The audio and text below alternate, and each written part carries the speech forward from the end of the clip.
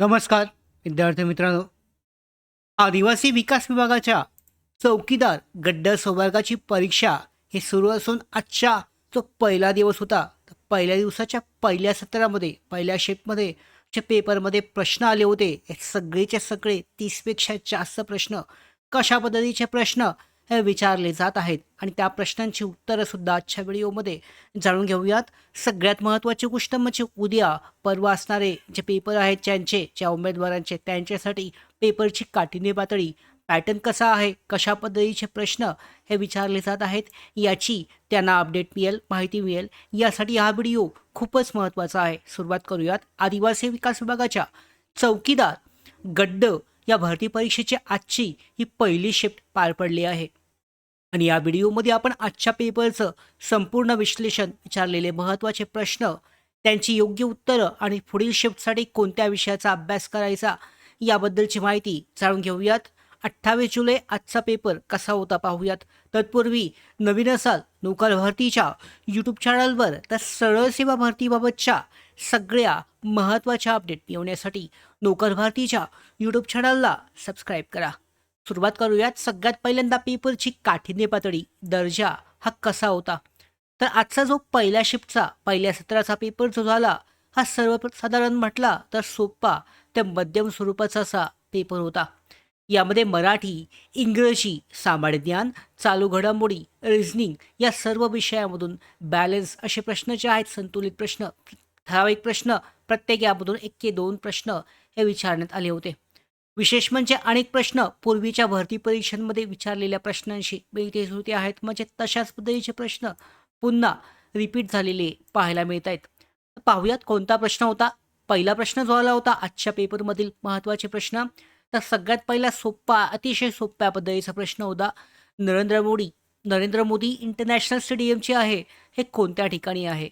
तर याचं उत्तर पाहू शकता. अहमदाबाद, गुजरात या ठिकाणी नरेंद्र मोदी आंतरराष्ट्रीय क्रिकेट स्टेडियम जे आहे, हे बांधण्यात आलं आहे. अतिशय सोप्पा, सगळ्यांना माहीत असलेला हा पहिला प्रश्न हा विचारण्यात आला होता. त्याच्यानंतर दुसरा प्रश्न होता. भारत या नामाला ई या प्रत्यय लावल्यास कोणता शब्द तयार होतो. पाहू शकता सोप्पा असा मराठी व्याकरणावरचा प्रश्न. चौकीदार या पदासाठी त्याच काठिण्य पातळीचे प्रश्न हे विचारले जात आहेत. ई प्रत्यय लावला तर भारतीय असं नाव तयार होत आहे. तर अशा प्रकारचे प्रश्न, मराठी व्याकरणातील प्रत्यय आणि विशेषण या घटकावर आधारित प्रश्न हे विचारण्यात आले होते आजच्या पहिल्या सत्राला. तिसरा प्रश्न आपण इंग्रजीचा पाहतोय. फेथ, FAITH, फेथ या शब्दाचा समानार्थी शब्द कोणता आहे. तर फेथ म्हणजे तुम्ही काय बोलू शकता, तर विश्वास. आता विश्वास या शब्दाला समानार्थी शब्द बिलीव्ह किंवा ट्रस्ट हे दोन्ही शब्द असतात. तर त्या पर्यायामध्ये जो आलेला तो तुम्ही सिलेक्ट करू शकता. चौथा प्रश्न यामध्ये इंग्रजीसाठीचा फेडरेशन या शब्दाचा समानार्थी शब्द. आता फेडरेशन म्हणजे आपण बोलतो, फेडरेशन असेल, हॉकी असेल, स्पोर्ट्ससाठी आपण फेडरेशन वापरतो. यामध्ये पाहिलं तर युनियन, युनियन म्हणजे एखादा संघ असेल, यामध्ये पॉलिटिक्सचा संघ असेल, अलायन्स असेल, तर यामध्ये पाहू शकता फेडरेशन म्हणजे एक संघ आला, युनियन आलं, अलायन्स. अशा पद्धतीचा या प्रश्नाचं उत्तर पर्यायामध्ये कोणतं होतं, युनियन होतं का अलायन्स होतं, त्यानुसार त्याचं उत्तर तुम्ही दिलेलं असेल. ज्या यानी परीक्षा दिलेली आहे आदिवासी विकास विभागाची, त्या उमेदवारांना माहिती असेल त्यांनी काय उत्तर दिलेलं आहे आणि यानंतरची जे पेपर असणारे उमेदवार असतील त्यांच्यासाठी सुद्धा हे प्रश्न महत्त्वाचे आहेत. कारण अशाच पद्धतीचे, अशाच पॅटर्नचे प्रश्न उद्यासुद्धा विचारले जातील. पाचवा प्रश्न. दवंडी पिटवणे या वाक्प्रचाराचा अर्थ, म्हणजे दवंडी पिटणे असं म्हणू शकता. तर दवंडी पिटवणे या वाक्प्रचाराचा अर्थ काय. तर पाहू शकता दवंडी पिटवणे या वाक्प्रचाराचा अर्थ सोप्पा, हा सुद्धा सोपा प्रश्न आहे. सर्वत्र जाहीर करणे, सगळ्यांना सांगणे किंवा प्रसिद्ध करणे अशा आशयाचा प्रश्न आहे. हा सोपा प्रश्न होता.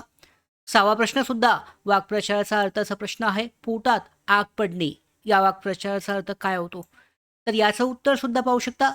खूप राग येणे, मत्सर वाटणे किंवा जळफळाट होणे अशा पद्धतीचा यामध्ये त्याचा अर्थ होतो. सातवा प्रश्न. सगळे प्रश्न मग पाहिले तर पाहू शकता खूपच सोप्पा, मध्यम सुद्धा म्हणता येत नाहीये, अतिशय सोप्पा. ज्यांची तयारी असेल त्यांना खूपच सोप्पा अशा पद्धतीचा हा पेपर केलेला असणार आहे. सातवा प्रश्न थोडासा काठिण्य पातळी जास्त आहे. जर तुम्हाला पुस्तकं आणि त्यांचे लेखक हे जर केलं असेल तर त्यामध्ये तुमचा हा प्रश्नाचं उत्तर तुम्ही देऊ शकता. हिंदू एक जगण्याची समृद्ध अडगळ अशा पद्धतीचं एक पुस्तक आहे. हे पुस्तकाचे लेखक कोण आहेत? तुम्ही पुस्तक आणि त्यांचे लेखक याबद्दल जर तुम्ही पाहिलं असेल, याबद्दलचा अभ्यास केला असेल, आता नसेल केला, उद्या पेपर असेल तर तरीसुद्धा याची तयारी करून जा.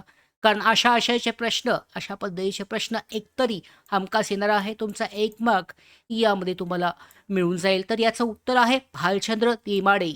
भालचंद्र नेमाडे यांचं पुस्तक आहे हिंदू जगण्याची एक समृद्ध अडगळ. हे पुस्तक आहे त्याने लिहिलेलं.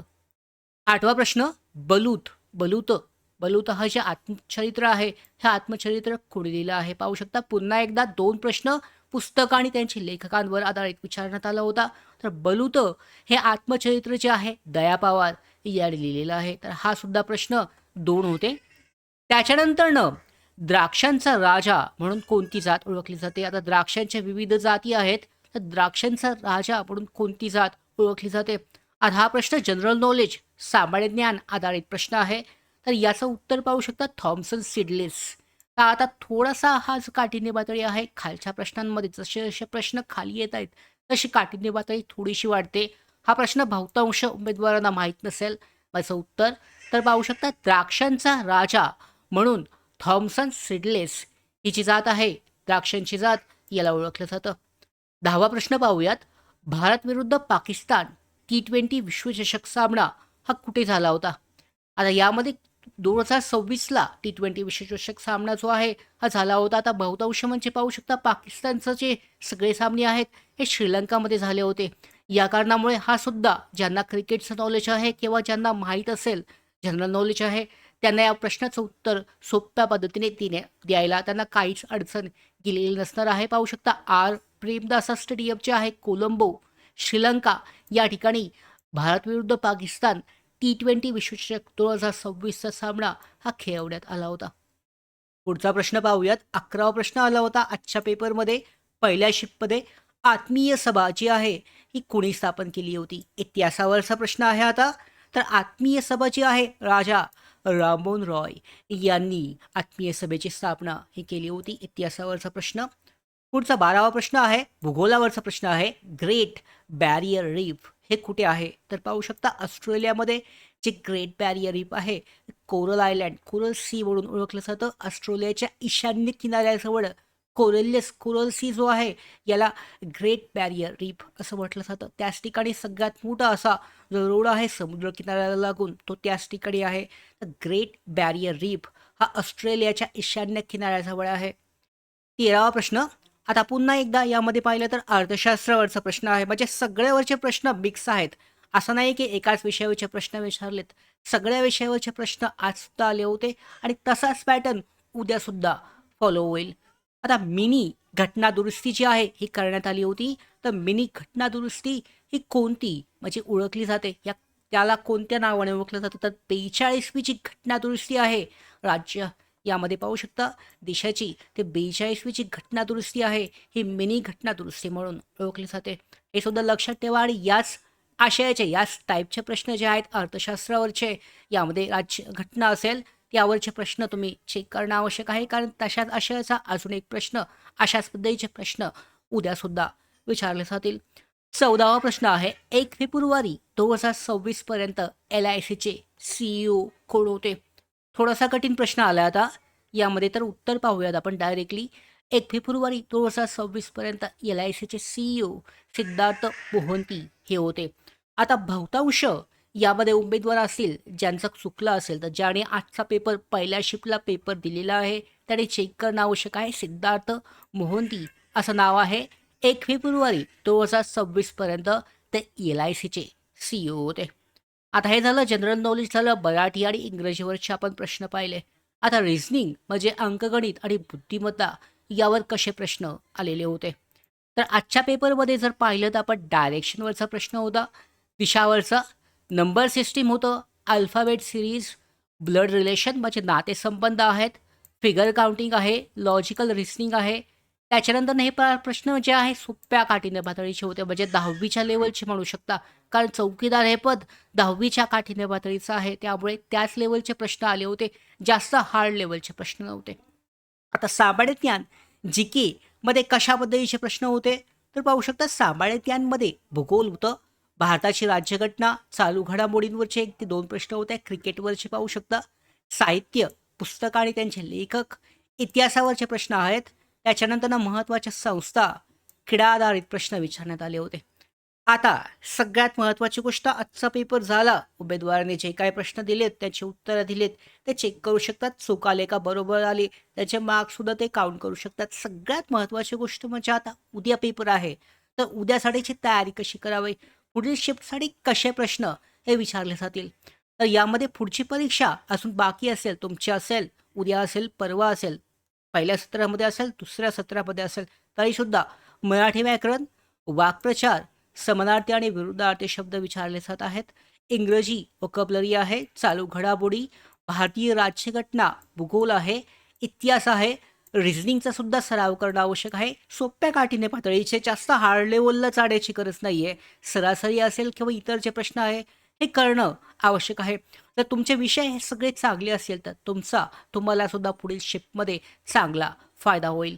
सगळ्यात महत्त्वाची गोष्ट म्हणजे आजच्या पहिल्या शिफ्टमध्ये विचारलेले हे प्रश्न लक्षात ठेवा, कारण पुढच्या दुसऱ्या किंवा तिसऱ्या शिफ्टमध्ये काही प्रश्न अशाच पद्धतीचे असतील किंवा हेच प्रश्न रिपीट होणं खूप कठीण आहे, पण अशाच आशयाचे, अशाच पद्धतीचे प्रश्न पुन्हा एकदा विचारले जातील.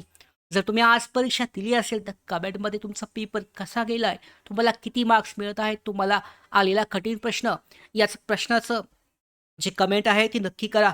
त्याचबरोबर अशाच आदिवासी विकास विभाग, त्याचबरोबर सगळ्या सरळ सेवा भरतीबाबतच्या, शासकीय भरतीबाबतच्या सगळ्या महत्त्वाच्या अपडेट मिळवण्यासाठी लोकर भारतीच्या यूट्यूब चॅनलला सबस्क्राईब करा. धन्यवाद.